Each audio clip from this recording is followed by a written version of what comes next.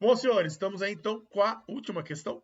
Não, é a penúltima questão da nossa PUC Paraná de Medicina, né? Que foi feita agora em 2025, 2024, né? PUC 2025. Fala o seguinte, olha só.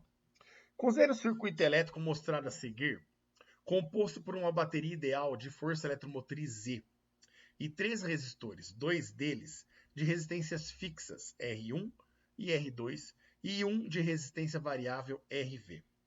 A respeito do circuito são feitas as seguintes afirmações. No item 1, aumentando a resistência de RV, diminui a diferença de potencial sobre o resistor R1. Vamos ver, ó. Ele está falando no item 1 da gente diminuir a resistência RV. Então, presta atenção. Diminuindo essa resistência RV, o que acontece com o R equivalente entre os pontos A e B? Então, vamos olhar aqui, ó. O R equivalente entre os pontos A e B. O que vai acontecer com ele? Vamos chutar valores para ficar mais fácil a gente fazer a análise? Vamos chutar valores? Olha só. Vamos chutar que RV e R2 sejam 6 e 3, tudo bem? Então, o R equivalente entre A e B seria 6 vezes 3, dividido por 6 mais 3. 6 vezes 3 é 18, 6 mais 3 é 9, 18 por 9 daria 211. Belezinha? Aí agora eu aumento um dos resistores. E aí eu vou aumentar o 6 para 9. Então vai ficar 9 vezes 3, dividido por 9 mais 3. O 9 vezes 3 é 27, o 9 mais 3 dá 12, e 27 por 12, 24 daria 2. O 3 é 1/4 de 12, seria 2,25. Opa, então olha que interessante. Percebam que ao aumentar uma das resistências, a RV, que é variável, o R equivalente ali entre A e B aumenta também, certo? E, Pião, de onde você tirou esses valores? Eu chutei para a gente fazer um teste aqui só, para a gente poder enxergar mais fácil o que acontece com o R equivalente. Então, percebo que ao aumentar o RV, a gente também, ao diminuir, né, ele falou, perdão, então deixa eu colocar a setinha aqui, ó. Eu coloquei setinha diminuindo, mas ele falou no item aumentando. Ao aumentar o RV, a gente percebe que o R equivalente entre A e B aumenta também, certo? E aí, meninos, se entre A e B a resistência fica maior, significa que ela precisa consumir mais DDP, ela precisa de mais energia. A corrente para passar por ali, ela vai precisar de mais energia do que precisava antes. Então, olha que bacana. Aumentando a resistência em V, aumenta o R equivalente entre A e B, concorda? Entre A e B aqui, ó, no paralelo. Se aumenta a resistência equivalente ali, esse termo aqui, por ter mais resistência, vai ter que consumir mais energia. Isso significa que a DDP que estava indo para o resistor R1, ela vai ter que fazer o quê? Diminuir, para sobrar mais energia para o novo R equivalente, quando a gente aumenta o RV. Então, quando ele fala no item 1, aumentando a resistência de RV, diminui a diferença de potencial sobre o resistor R1, isso está verdadeiro, né? O item 1, então, ele é verdadeiro. Eu não entendi ainda como assim aumenta DDP, diminui a DDP no R1. É que, olha só, a corrente que sai aqui do gerador, ela vai deixar uma parte da energia no R1, uma parte de energia entre A e B, certo? E depois volta para o gerador para receber tudo de novo.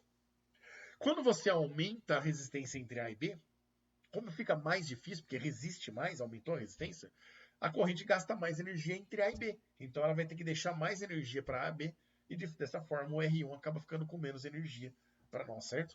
Então a DDP que chega no R1 agora, ela fica menor do que a DDP que vai chegar entre A e B, tanto para o RV como para o R2. Bora para o item 2? Olha lá. O segundo item fala o seguinte. Aumentando a resistência de RV, aumenta a potência dissipada por R2. Bom, vamos pensar. Lembra do por? Então agora, ó, de novo, aumentando a resistência do RV. Lembram do por? Potência é o quadrado sobre R. Se a gente for pensar a potência no R2, chamar de P2, depende da resistência R2. Essa resistência R2, ela é constante, certo? E agora vamos pensar. Nós acabamos de ver no item anterior que quando a resistência RV aumenta, que é aquela resistência variável, a DDP lá no R equivalente a B também vai aumentar, certo? Então, olha só, como a resistência em RV aumenta, aumenta também o R equivalente entre A e B. Dessa forma, aumenta a DDP entre A e B. E, consequentemente, sobra menos DDP para o R1, que é o que a gente analisou já no item 1, certo? Como o RV e o R2 estão em paralelo, lembra que em paralelo o 1 é comum para nós, certo? Então, onde eu tenho paralelo, a DDP é comum. Se aumentou a DDP entre A e B, aumentou a DDP no RV, aumentou a DDP no R2. Oh, pera lá. Se a DDP do R2 está aumentando, significa que a potência nele também aumenta, né? Então, a potência no R2 com certeza aumenta. Logo, o item 2 também está verdadeiro para nós. Aumentando a resistência RV, vai aumentar a DDP entre A e B, logo a potência no R2 também aumenta, certo? No item 3, diminuindo a resistência de RV, então agora percebo que no item 3 ele está fazendo o contrário, né? No item 3 agora ele está fazendo o que eu queria fazer no começo, né? Que eu coloquei lá já RV diminuindo. Então agora, ó, o RV diminui, só colocando aqui que o 2 não ajuda, que é verdadeiro, né? Diminuindo a resistência RV, aumenta o módulo do vetor indução magnética gerado no ponto P pela corrente elétrica que atravessa o R2. Então vamos pensar agora, ó.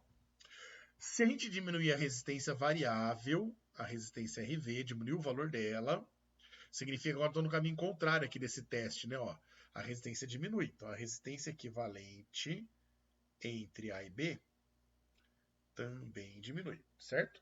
Logo, a DDP entre os terminais A e B também vai diminuir. Belezinha? Se a gente olhar para o R2, U é igual a R, o R2 no caso, vezes o I, que passa nele, que é o I2. Só que o R2 nós sabemos que ele é constante, certo? A resistência do R2 ele é constante. Significa que se a gente diminuir a DDP entre A e B, diminui também a corrente que passa por ele, certo?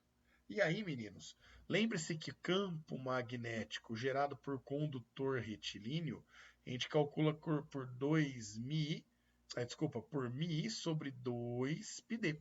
Mi, a constante de permissividade no meio, e a corrente que está passando no fio, que vai gerar o campo magnético ali no ponto P.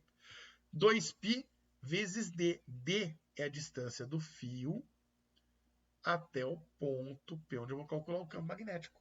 Lógico que, se a minha corrente está ficando menor, a intensidade do campo magnético também fica menor. Então, quando ele fala diminuindo a resistência de RV, aumenta o módulo do vetor de indução magnética gerado no ponto P pela corrente elétrica, isso está falso, né? Perceba que o item 3 está falso.